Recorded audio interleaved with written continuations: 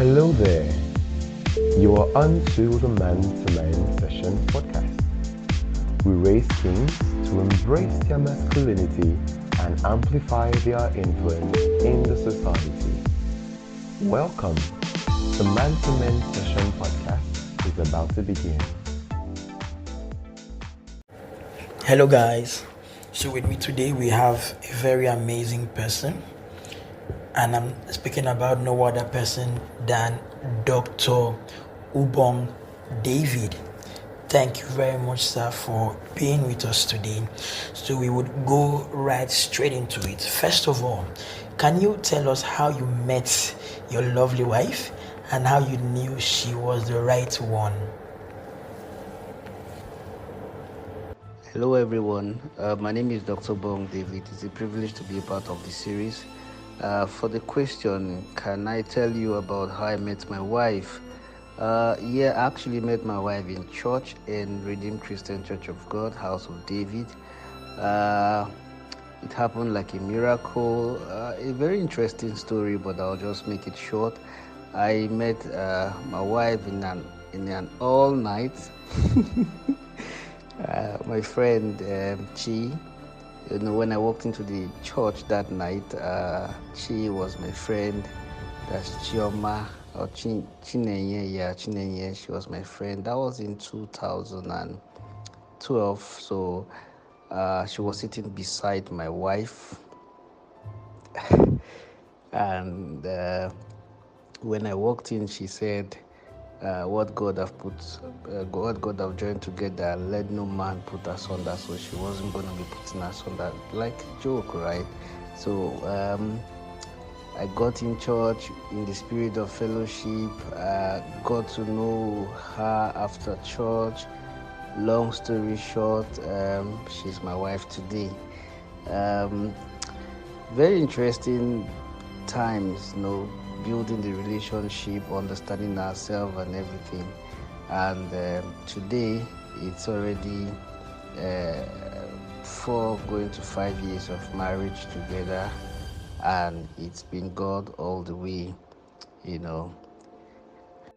Wow. All right, sir. So we've often heard that marriage is not a bed of roses and it comes with thorns. What do we need to do as men to face every challenges without losing our home? Speaking about men who are already married. Yeah, very interestingly, marriage is not a bed of roses. It comes with its own thorns. What you really need to do is just get into marriage prepared for anything, and most importantly, go in with God, have an open mind to hear from God. Don't go in as an accomplished thinker. Don't go in as a perfect man. Don't go in as a know-it-all kind of person. Be ready to be learned or be schooled rather in the environment of marriage. Because marriage is going to open different dimensions of experience that you will need to understudy and to grow away from, to be able to master those experiences and dimensions. So as much as I'm going to be saying this, it's as simple as when the challenges come, listen to God and understand what He's saying.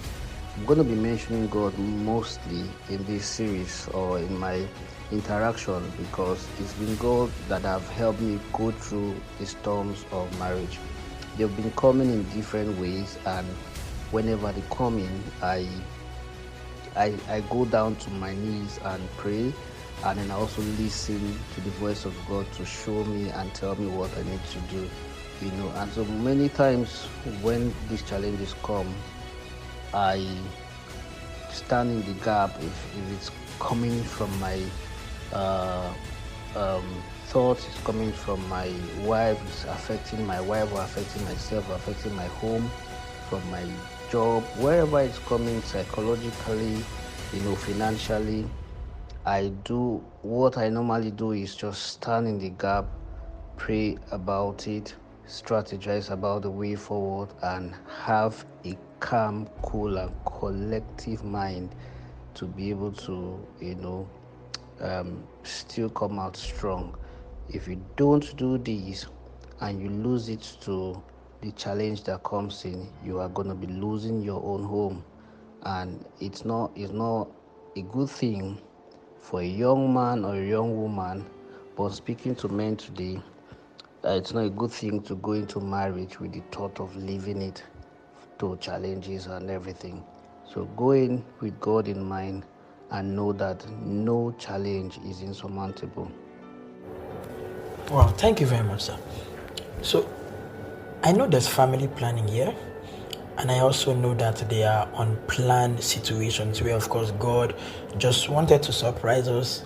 Of course, He has the ultimate plan, but He probably wanted to surprise us with His plans. So now, apart from buying baby clothes, how can first-time dads or newlywed grooms prepare for children? How can you prepare for children?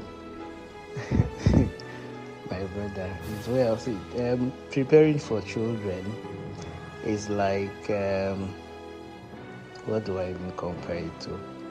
I wanted to say it's like expecting a car or expecting to go to school, correct? Going to school for the first time. So, you are going to be expecting anything. If it's a male child, if it's a female child, regardless of the sex, it means you're expecting a child. Your mind have to be ready to accommodate a third person in the family.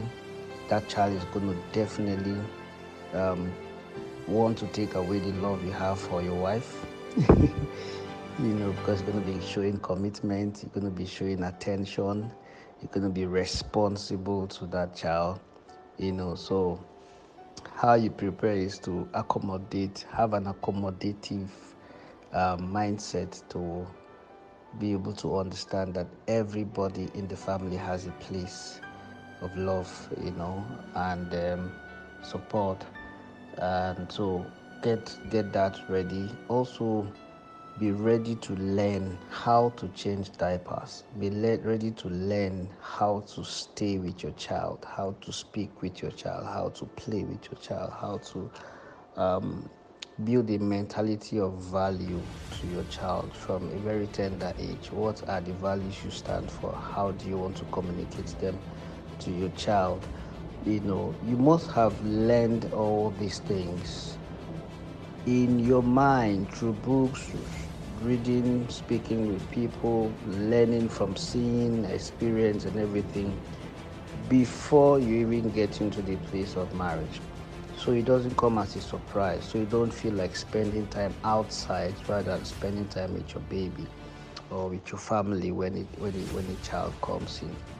For those of us that live here in this part of the world, it is a commitment to family, looking after your child. It's not an option. You're either going to work and then your wife is looking after the baby, or you're at home while your wife go to work on the day she has to go to work. So you're going to be there for 12 hours looking at this child, probably from the 3 months old, 2 months old. Like me, I started looking after my baby from a month old. I had to bath my baby, look after him, feed him and everything. And it made me stronger, more committed, and it's an experience I wouldn't have loved to miss. So I cherish every single moment I've had to spend with my baby.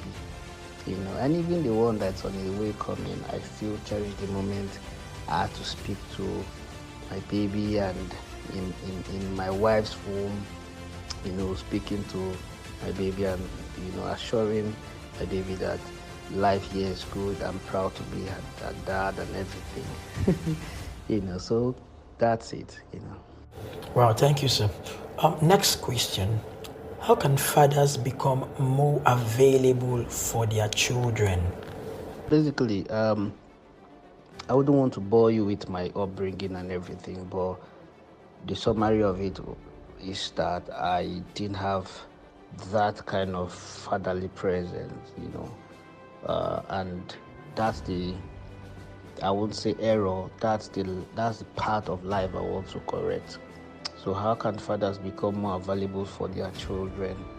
Um, have it in your mind, plan it, just tell yourself you want to be available for your children. Learn how.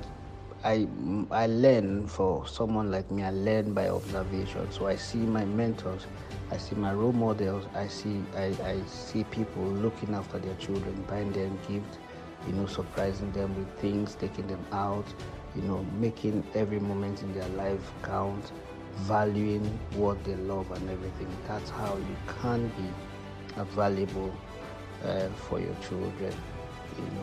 Be there in every moment of their life as they're growing up, their thoughts, what are they thinking, how can you be a part of it, what are their plans, what are their aspirations, how can you nurture them, so it's a responsibility that you need to do, so the errors of the future can be corrected prior to that time. I am one philosopher who believes and think that the best time to solve a problem is before the problem arises.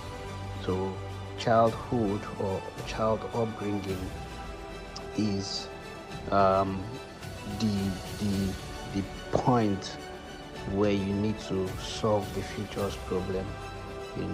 Do everything you can to be able to build the consciousness of moral uprightness, strategic planning, innovative thinking, values that are godly, into your baby, into your child. So when he or she grows up and probably you're not there, or he's now or she is now in a position of decision making, those values you've taught your child, will direct your child, in the path to go. Okay. Nice, nice, nice. So, like, as a follow up to that, how can fathers show their children, especially their sons, that they love them beyond buying gifts? Because I mean, most of the ways that, or probably one way that fathers know how to show love is just buying gifts. So beyond buying gifts, how else can fathers show their children that they love them? But how can fathers how can fathers show their children, especially their sons, that they love them beyond buying gifts? Uh, Make yourself available, follow them to their sport time, you know, create time to discuss heart to heart, one to one, man to man. Again, you can show them you love them by how you love their mother, how you love the family, how you are, a present at home, doing chores, supporting the family, taking out the family for dinner, standing by the family. The best way you can show you love your children is representing your family as the head of the family, just the way the Bible says. Children also learn. Most times children will say, my dad does this, my dad says this, my dad will not be happy if I do this. These are all things you've taught your child, passively. So there's also passive learning in place. So that's one of those ways you can.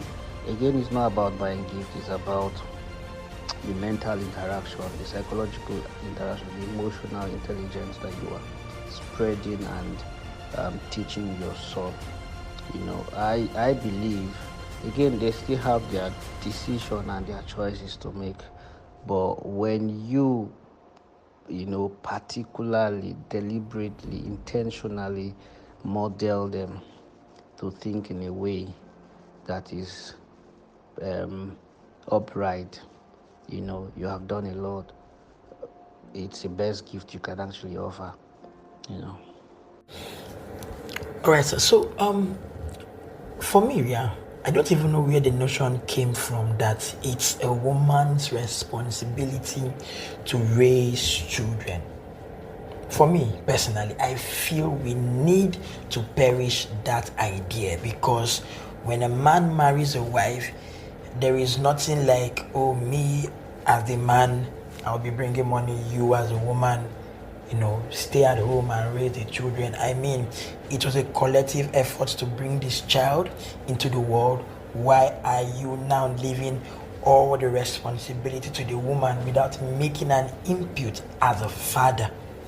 So, what can men start doing to be part of raising their children and supporting their wives in raising children?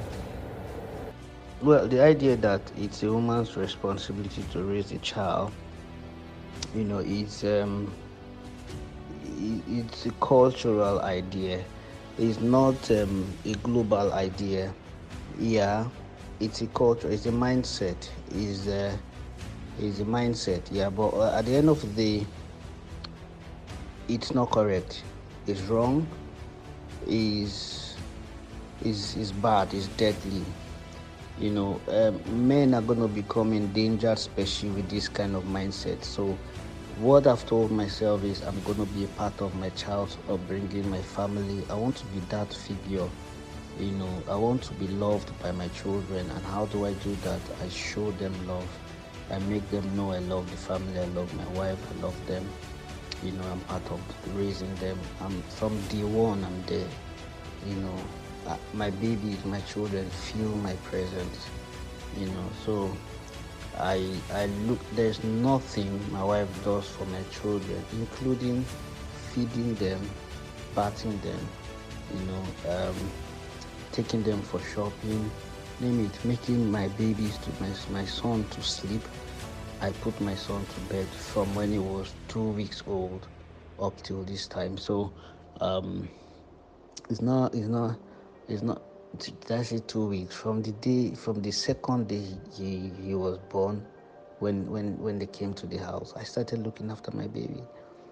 Up till this time, every single day I bath my son before going to bed every night. That's my responsibility. I feed him when I'm back from work. I have time for my child. So it's a deliberate thing. It's a practice that is become part of me. So you don't leave these responsibilities for women.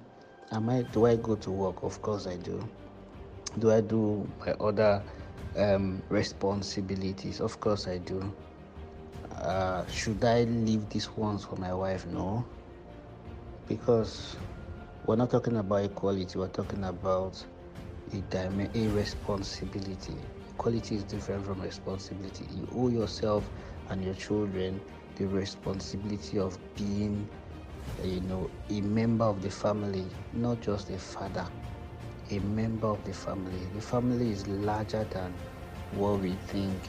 Ideally, the essence of family is communalism, is complementarity, is relationship. And in relationship, nobody is better, than the other. Everybody has a role, and share in the responsibility of that role.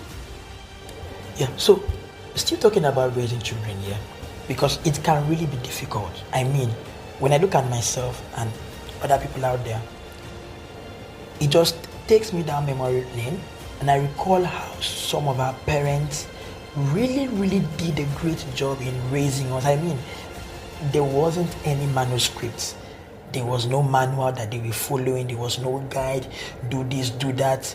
The way our parents raised us was obviously an offshoot of how their parents raised them, and some of them even did a better job in raising us more than they were raised, right? But looking at our generation today and the way that things are changing, right, what do men need to do to raise their children with the right values for them to also be relevant to the society? Okay, so like I said in one of the point I was trying to explain. We can teach, model these children, and the society and the world and their decision and their choices and their reflections and their associations can also influence them. Okay, so talking about what do men need to do to raise children with the right values and also be relevant to the society. Catch them young is a phrase. Teach them the word of God. I grew in the environment of God, from when I was a baby. My parents would take me to church, Harry nights, it's church services, acted dramas, did memory verse, and all those things. They became part of me, became my values. I learned how to read and summarize the Bible. I learned how to preach the Bible. I learned how to lead people. I learned David was my favorite character in the Bible, so I was modeling after David, learning the values of David and everything. So it showed when it was time for responsibility. I was president in different places: school president, department, fellowship, NYSC, name them. I became a leader of thought. Academically, I grew into leadership responsibilities. At work, I grew into leadership responsibility. My mind was formed, with that value that have been ingrained into my DNA by my upbringing. Do you understand? So, a father needs to expose the child to the realities of life, the dimensions, the complexity, and how you can harness those experiences, to get solution, to problems. So I grew up sorting after solutions, not just looking at challenges. So for every challenge that come, I think of different ways to handle those challenges, and that's because of the kind of upbringing I had. Not as if it was a perfect one. Actually, it wasn't. So one of the motivating factor to my I say success. Yeah, success is failure. I didn't want to be a failure. I didn't want to go back to how things were, and I didn't want to become poor. I didn't want to be a mediocre, and that helped my upbringing, and everything. So that's what fathers should do, to be able to raise children that, can impact their society, So this next question gives me chills. I mean, literally. But it's important we address it now. What will you do? Because each time I ask people about this, they are a little bit biased in it. So I want to make this question personal to you. What will you do? And of course, God forbid that it would happen here. What will you do if you have a child, that comes home one day, your son, maybe one of your sons, comes home one day and says he's feeling like a girl, or maybe a girl child says she's feeling like a man, or maybe that they are attracted to people of the same gender. All right, so if my child, God forbid, comes back home and says he's feeling like a girl or she's feeling like a man, or maybe that they are attracted to people of their same gender, well, it won't happen in Jesus' name, because we are the center of these dark politics and dark philosophies of the world, and these uncontrolled feeling and thoughts and liberty, that negative liberty that this generation have actually got themselves into. And if God forbid, if my son should come back home and he can't even say that, or if the thought of even saying that will make him denounce whatever he wants to say, okay? Because I would say, and let me just go straight to the answer, that I may have failed in my responsibility as a father if such happen, because we are in the environment where those things are, those cultures, those beliefs are accepted, but we build them. We stand our ground at home, and we teach the correct value. We teach the gospel, the kingdom of God. It's not in our DNA to be opposite of what our forefathers stood for. So we rebuke such. We teach them that, this is what the world says about feelings, but this is what God says about feeling. I got married to your mother, not to a man. Okay, so and that's how it's going to continue. You get affection, to the opposite sex, as it is written. Whatever is not written by God should not be practiced. Do you understand? Yeah, so except you want to show me where God said it is allowed, but I think I've summarized that Bible several times before my son would start doing that. So he can't find what I've not found. Anyway, it's well, but the society will not influence my children before me. So I believe the foundation of a building tells the strength, the height, and the design, and the weight it can carry. We, by God's grace, will build that foundation. And we've got counsels, wise counsels of God. We take the children to church. We allow them visit we take them visit our mentors, our role models, our Christian fathers, and they learn. So there are a lot of avenues where they can also learn the right values and virtues. And so that fight and that contradiction will be there. Thank you very much. I like the way you rightly put it, right? I really do. Now, this is not even about being biased or being condemning or being sentimental. It's the truth. It's the truth. It's the truth. All right, so next question. We know that we will not always follow our kids everywhere as they grow. And we also don't want to be overprotective, to communicate our care to them wrongly. But most importantly, how can we guide our children against upcoming negative influences and vices? Okay, so how do we guide our children against upcoming negative influence and vices?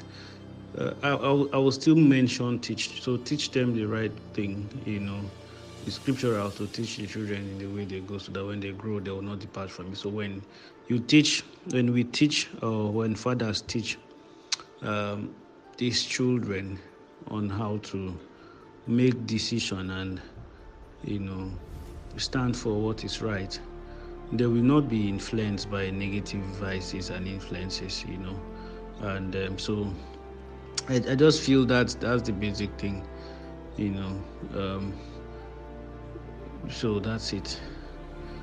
Just teach the children the right values, So my son is 2 years. Am I teaching him the right values? Oh yes, I'm doing my best to teach him the right values. I don't make calls or be with my phone when I'm in the dining. I show my family that it's dining, it's eating time, we are together. I try to build those values, and it's a challenge, right, to model the right values so children can operate with them.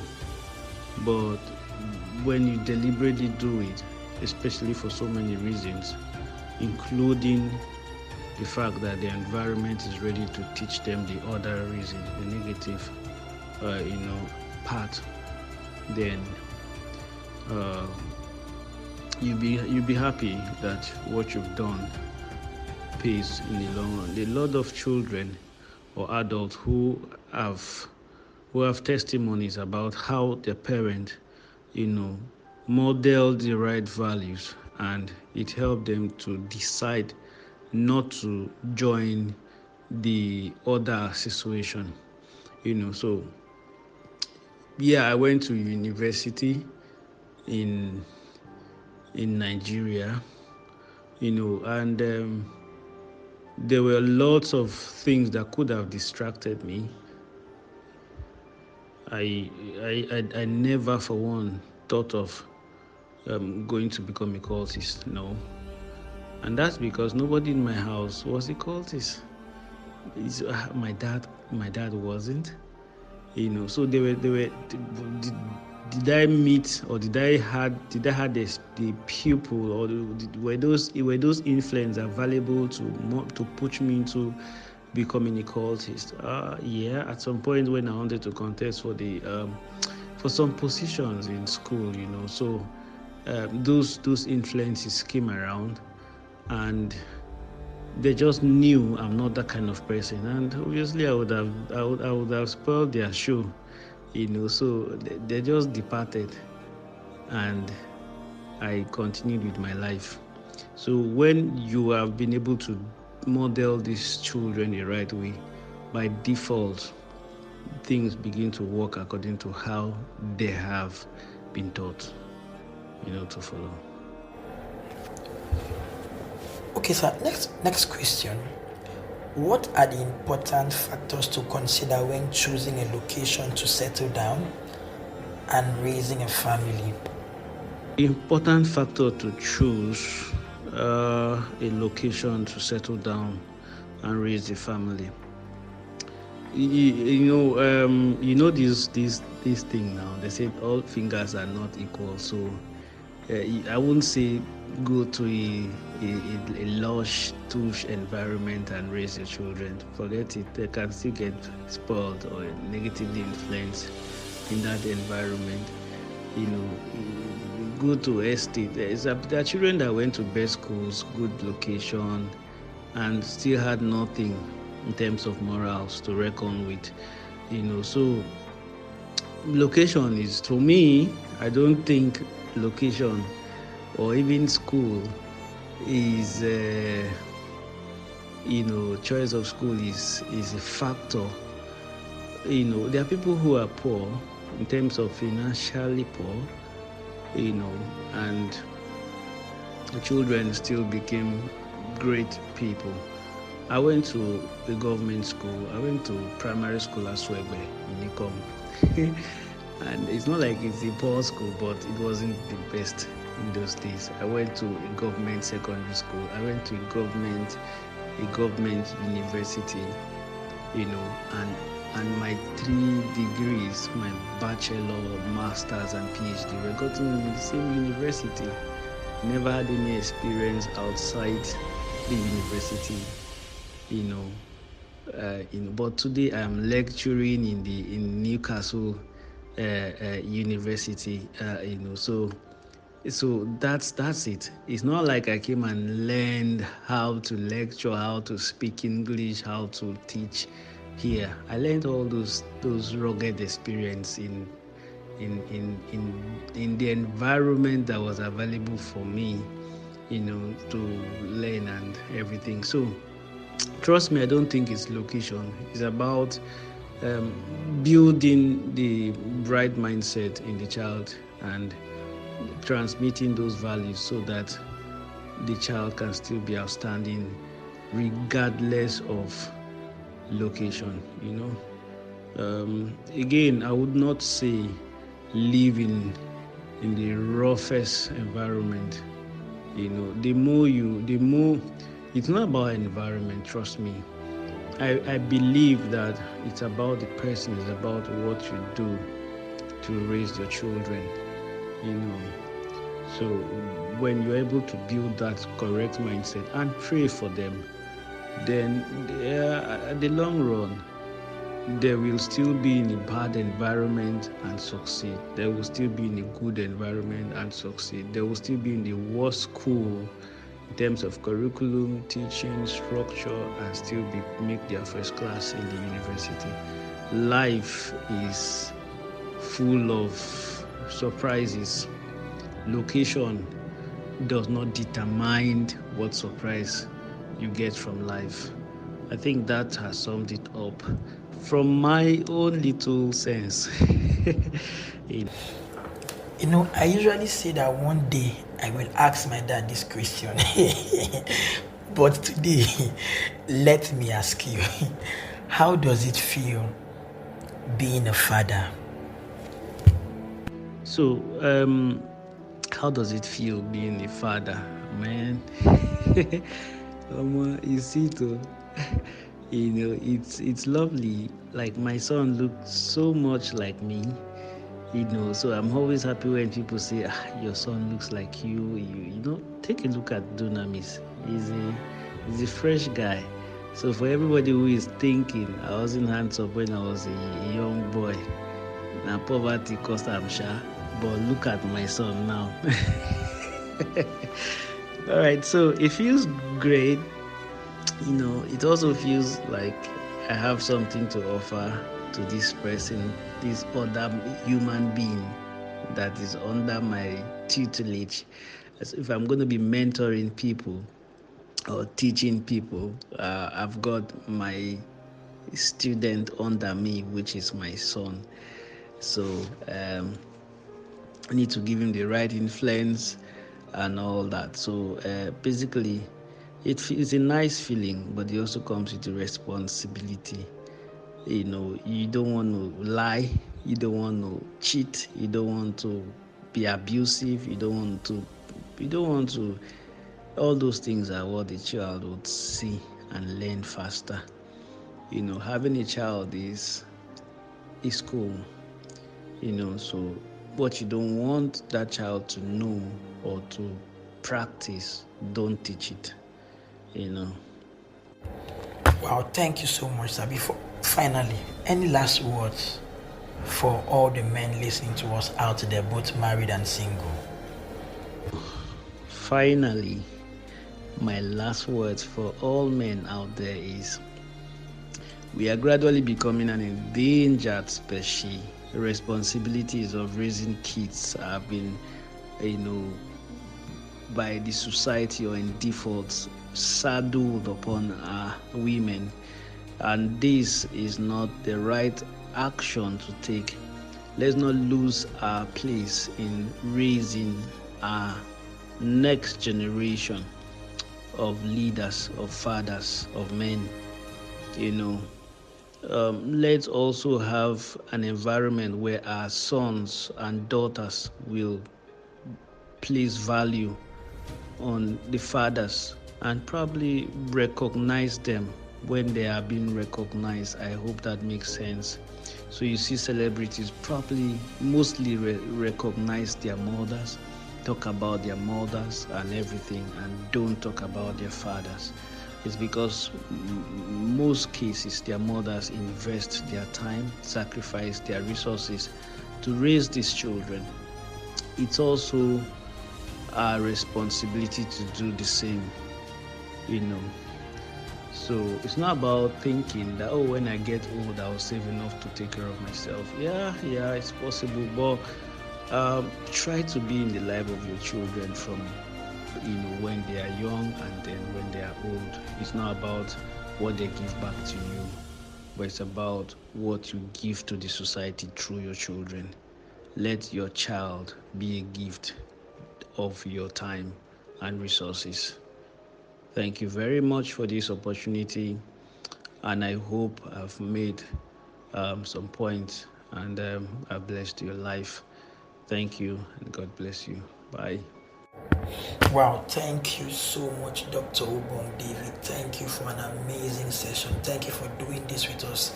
Every single one of us at M2M session, we are grateful. We are saying thank you very much, sir. Alright, guys, we've come to the end of today's episode. See you all next week. Bye.